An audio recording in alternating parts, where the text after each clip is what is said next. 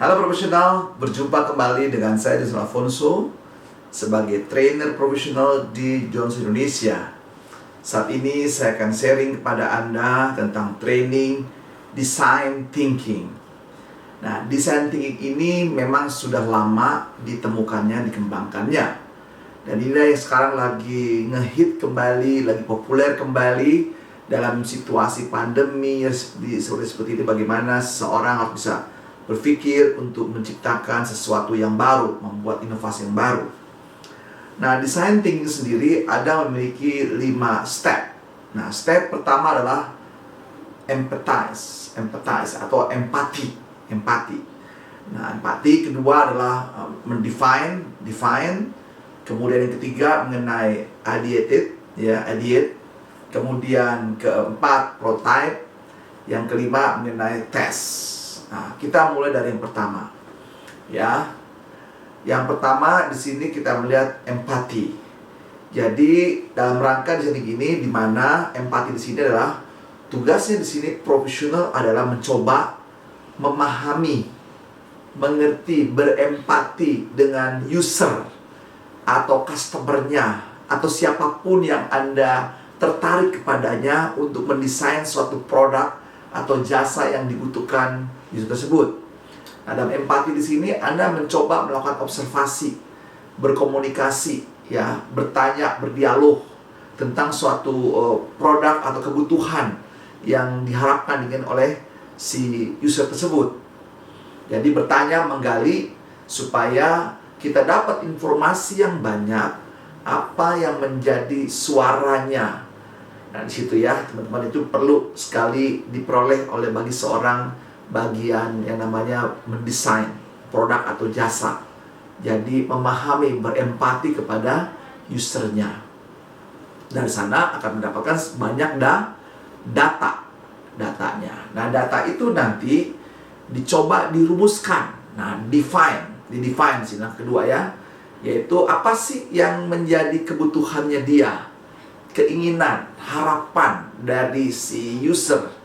Kenapa dia tertarik dengan produk atau jasa ini? Nah, coba dideskripsikan dengan jelas. Lalu di situ mendapatkan insight yang dibutuhkan oleh usernya. Nah, dari situlah tercipta suatu produk dan jasa yang ditawarkan, dimiliki. Seperti Anda ingin punya jam seperti ini ya, punya jam. Nah, jam sampai seperti ini bentuknya, ini hasil suatu desain. Jam itu banyak bentuk. Nah, dari observasi maka perlulah ada jam tangan model baru yang talinya seperti ini, model magnetik dan seterusnya, begitu ya. Nah, ini kebutuhan dikali akhirnya keluarlah suatu produk yang berempati kepada usernya, para penggunanya. Define. Nah, define di sini kemudian apa yang menjadi kebutuhan dan harapan dari si pelanggan tersebut, atau ketemu masalahnya atau peluang-peluang bisa diisi. Nah, ketika sudah define, maka barulah tahap kedua mencari ide kreatif atau ide jadi sini ya, ide kreatif. Nah, disinilah nanti dimulai dengan brainstorming dengan kliennya, dengan siapapun terlibat di sana, sehingga bisa tergambar apa yang dia butuhkan, mencari ide. Nanti bisa menggunakan skimper apa saja. Nah, dari ide tersebut, kemudian ide tersebut kan masih bentuk ide.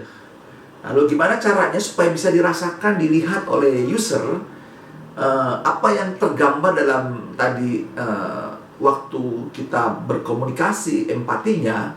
Nah, coba kita kembali datang ke user tadi tersebut. Ini loh contoh prototype-nya. Mungkin Anda pernah melihat bentuk prototype seperti mobil atau rumah contoh begitu ya. Jadi yang market. Jadi orang membayangkan sebelum dia beli kira-kira kebutuhannya seperti itu, bukan gambar-gambarannya. Karena kalau menjual brosur dan kertas itu kadang-kadang belum bisa emosinya bisa dapat. Nah, dengan ada prototype di situ, pertama bagi si user, dia bisa menggambarkan apa yang tergambar dalam pikirannya itu terwujud dalam suatu bentuk fisiknya.